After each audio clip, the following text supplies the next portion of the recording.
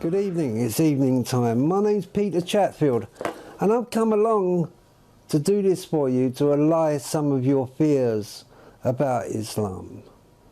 I'm at the moment, if you're wondering why I'm laying like this, it's because I'm in a hospital bed and I'm facing death, certain death, quicker than say most of you out there, even though Allah subhanahu wa ta'ala knows best.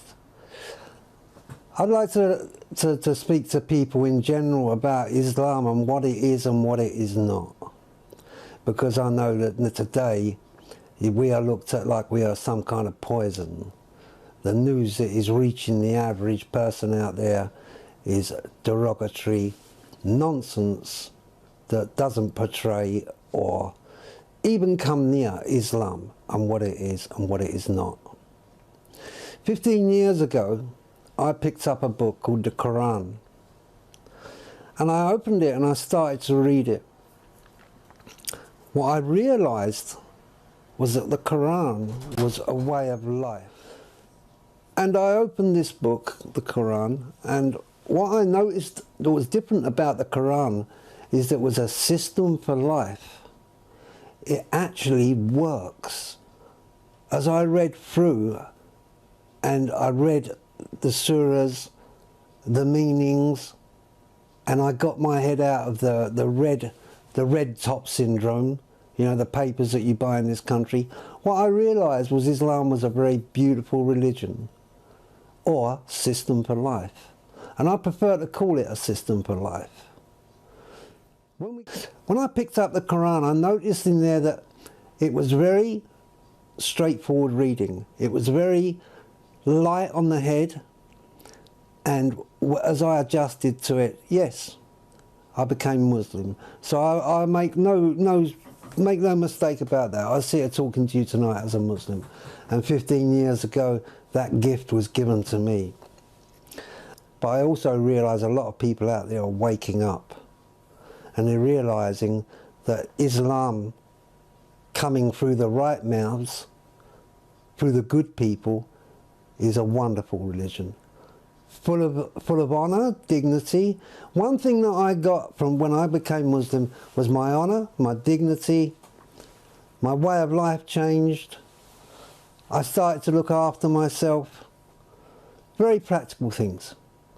And that is how it reads, the Quran, a very practical book. There's no mystery about it. There's no burning bushes, there's nothing like that. We also believe in Jesus. A lot of you people out there don't know that we believe in Jesus as well. Time's getting on, as I said. You've been driven away from the truth. All of us have been driven away from the truth. By governments that look responsible, by people who think they know better, through false prophets coming up in front of us. Alcohol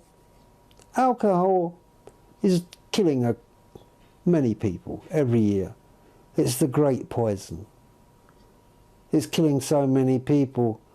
It's over 1 million people a year are killed by alcohol and alcohol-related diseases. Islam offers another way. Islam offers another way. A way that we should have a good look at. And if you are fair in your judgment and you want a life that is complete, then come to Islam and have a look for yourself and see what's really going on. Find yourself a Quran. The Quran will tell you how to live. That's the difference. It will give you an idea how to live in peace and harmony and dignity. It does actually give a recipe for that in the Quran. The other books don't do that in such a formal way as the Quran. I'm soon to leave this earth, and I would like to leave behind something better. I hope you've enjoyed what I've said. Assalamu alaikum. Her brother Matt was a student at the University of North Dakota. In March, A house fire ended his life. Matt was 21. He was very tender. From a little boy, he was always just, he had a huge heart. Good to see you.